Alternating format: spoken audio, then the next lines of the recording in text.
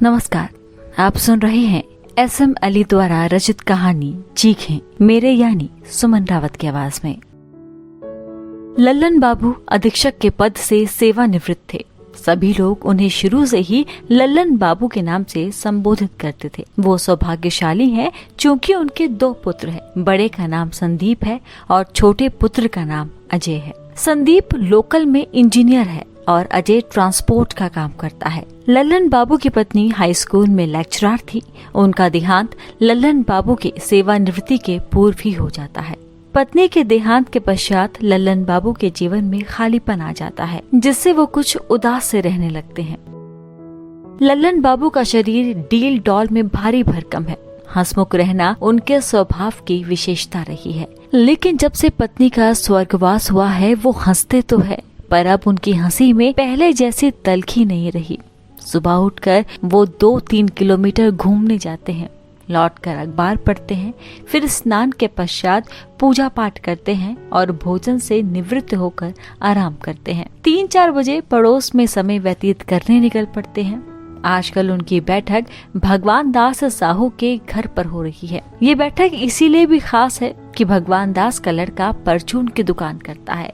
दुकान के सामने अहाता है जिसपे 2 कुर्सियां हमेशा रखी रहती है। चाहे कोई कितने भी बैठे, कोई टोकने वाला नहीं है। लल्लन बाबू और भगवान दास घंटों बैठे रहते हैं। उनकी बातों का प्रायः मुख्य विषय रहता था गीता, रामायण, पुराण आदि। लल्लन बाबू को सेवानिवृत्त हुए अभी 3 वर्ष ही हुए हैं। उन्हें हृदय की बीमारी ने आ घेरा। लल्लन बाबू के पास रुपयों की कोई कमी नहीं थी, अतः वो अपना इलाज कराने दिल्ली चले गए और जब लौट कर आए तो उन्हें देखने से ऐसा प्रतीत होता था कि जैसे उन्हें कोई बीमारी ही ना थी। लल्लन बाबू के घर पर इतनी संपन्नता होते हुए भी वो प्रतिमाह अपने दोनों बेटों से खर्चे के लिए रुपए लेते थे। इस प्रकार की लालची मानसिकता के चलते उनके बेटे और बहुएं उन्हें उपेक्षा की दृष्टि से देखने लगते हैं, पर उनका रौब पहले के ही जैसे बरकरार था। उनसे बेटे और बहुएं कभी मुंह नहीं लगा करते थे। सारी प्रॉपर्टी अभी उन्हीं के नाम थी। 1 वर्ष पश्चात उन्हें दूसरा दिल का दौरा पड़ा और इस बार इलाज कराने मद्रास गए। वहीं उन्हें तीसरा दौरा पड़ा, लेकिन भगवान की कृपा से बच गए, जबकि लोगों को तीसरे दौरे में बचना मुश्किल होता है। लगता है भगवान ने उन्हें कुछ अच्छे कर्मों के कारण और मोहलत दे दी है। इस घटना के पश्चात उनका हृदय परिवर्तन हो जाता है। उन्होंने अपनी सारी संपत्ति और जमा राशि अपने दोनों बेटों के नाम बराबर बराबर कर दी। कहते हैं बुढ़ापा बीमारियों का घर है। लल्लन बाबू को अब डायबिटीज अधिक परेशान करने लगी थी, जिससे वो कमजोर हो गए थे। इन्हीं झंझावतों को झेलते हुए उन्हें आधे शरीर में लकवा लग जाता है। बहुत इलाज कराने के पश्चात उन्हें इतना फायदा हो जाता है कि वो डंडा टेक कर अपना थोड़ा बहुत काम चला लेते हैं। कुछ दिनों तक तो लोग खैर खबर को आते रहे, पर धीरे धीरे लोगों ने आना ही बंद कर दिया। जैसा कि कलयुग का प्रभाव पूर्ण रूपेण समाज में व्याप्त हो चुका है, उसी के चलते उनके बेटे और बहुओं ने भी किनारा कर लिया था। अजय, बेटा अजय, लल्लन बाबू ने आवाज लगाई। क्या है पापा जी? बेटा, मेरी डायबिटीज की दवा खत्म हो गई है, अभी जाकर ले आओ। पापा, आपको तो बस अपनी ही पड़ी रहती है। मुझे गाड़ी उतरवाने गोदाम जाना है, बाद में देखूंगा। इतना कहते हुए वो बाहर की ओर चला जाता है। इस प्रकार तिरस्कृत हुए लल्लन बाबू एक असहनीय बोझ तले दबे भगवान को याद करते हुए मन ही मन बुदबुदाए, हे भगवान, तो मुझे उठा ले। फिर उनकी आंखों से आंसू टपकने लगते हैं। बड़ा बेटा अपनी ड्यूटी पर जा रहा था।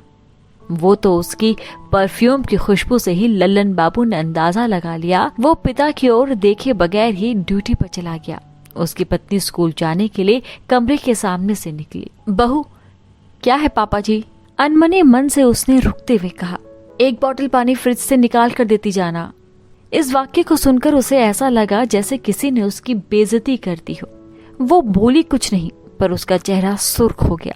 उसने खड़े खड़े ही घूम कर देखा शीलाबाई बर्तन धोकर घर जाने लगी थी। संध्या ने आवाज लगाई, मौसी, फ्रिज से पानी की बोतल निकाल कर पापा जी को दे देना, और कहते हुए अपनी ड्यूटी पर चली गई।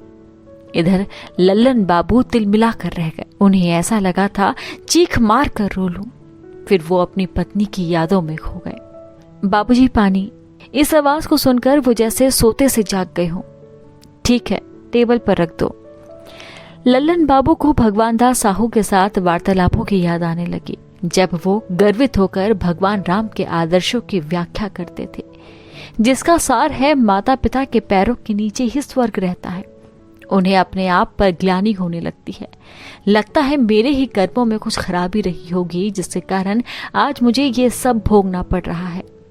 फिर वो सोचने लगे कि अब गीता रामायण की बातें सिर्फ बातों तक ही सीमित रह गई है।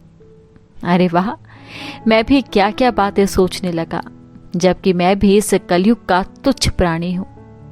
इतना सोचते सोचते उन्हें नींद आ गई। लल्लन बाबू अपने किए फैसले पर पछताने लगे कि मैंने नाहा के बच्चों के नाम सारी प्रॉपर्टी और रुपए कर दिए। जब तक प्रॉपर्टी नहीं थी तब तक सब लोग मेरा कहा मानते थे, पर आज मेरी स्थिति कुत्ते से भी बदतर हो गई है। इन सभी कठिनाइयों को झेलते हुए उनकी बीमारियों में से एक बीमारी का और इजाफा हो गया, और वो है टेंशन। अब वो हमेशा चुपचाप अनोखी मुद्राओं में बैठे रहते। बैठे बैठे धीरे धीरे कुछ कुछ बुदबुदाने लगते, कभी जोर से चीख कर चुप हो जाते। इस प्रकार की स्थिति को देखकर पागल होने का भ्रम होने लगता था। जब उन्हें किसी चीज की आवश्यकता होती तो उन्हें जोर से चीखना चिल्लाना पड़ता था, तब कहीं जाकर उनकी सुनवाई होती थी। साथ ही घर वालों की उपेक्षा दिनों दिन बढ़ने लगी। लल्लन बाबू की चीखों को सुनकर आसपास के लोग कलयुगी पुत्रों पर अफसोस जाहिर किया करते थे। एक रात को वो पानी के लिए सारी रात चीखते रहे, मैं प्यासा हूँ, मुझे पानी दे दो। ऐसी चीखने की आवाजें सारी रात आती रही। आसपास के लोगों से ना रहा गया। 4-5 लोग सुबह सुबह उनके घर आ थमके। कॉल बेल की आवाज सुनकर संदीप ने दरवाजा खोला। आजू बाजू के लोगों को देखकर वो भौचक्का रह गया। नमस्ते अंकल, आइए आइए। पर संदीप के नमस्ते का किसी ने भी जवाब नहीं दिया। सामने रहने वाले रिटायर्ड डिप्टी कलेक्टर वर्मा जी ने गुस्से में कहा, संदीप, हम लोग बैठने नहीं आए हैं, तुम लोगों को शर्म नहीं आती? लल्लन बाबू रात भर पानी के लिए चीखते रहे और तुम लोग आराम से सोते रहे। लानत है ऐसी औलादों पर हाँ, अब शिकायत का मौका ना मिले, समझे संदीप? जी अंकल। वर्मा जी की डांट का इतना असर जरूर हुआ। लल्लन बाबू की सेवा के लिए एक नौकर लगा दिया गया। लगभग 1 महीने पश्चात लल्लन बाबू के घर से चीखने रोने की आवाजें आ रही थी, पर ये चीखें लल्लन बाबू की नहीं, उनके घरों के लोगों की थी। रात 1 बजे लल्लन बाबू का देहांत हो गया था। सुबह जैसे ही लोगों को पता चला, उनके घर भीड़ लगने लगी थी। घर के सभी सदस्य बिलख बिलख कर रो रहे थे। लोग उन्हें सांत्वना दे रहे थे। लल्लन बाबू की क्रियाकर्म की तैयारी के लिए 4 व्हीलर गाड़ियां यहाँ से वहां दौड़ रही थी। जब अर्थी उठाने का समय आया तो लोगों को 15 मिनट और इंतजार करना पड़ा, क्योंकि महाराजा बैंड पार्टी नहीं आई थी। बैंड बाजा आते ही अर्थी को धूमधाम से ले जाया गया। आज लल्लन बाबू की 13वीं है। उनके घर के सामने मंडप की रौनक देखते ही बनती है। वीआईपी लोगों का आना जाना जारी था। घर के आसपास खड़ी 10 कारें 13वीं की शोभा बढ़ा रही थी। 13वीं के वैभव को देखकर अनजान व्यक्ति को शादी का भ्रम हो सकता था। मंडप में एक और खड़े वर्मा जी 13वीं के वैभव को देख तो जरूर रहे थे, पर उनके कानों में लल्लन बाबू की चीखें सुनाई पड़ रही थी, मैं प्यासा हूँ, मुझे पानी दे दो। ये थी चीखें, जिसे सुन रहे थे आप मेरे यानी सुमन रावत की आवाज में। इसे लिखा है SM अली ने। जल्द हाजिर होंगी लेकर कुछ ऐसी ही कहानियां। तब तक सुनते रहिए बुक ऑडियो।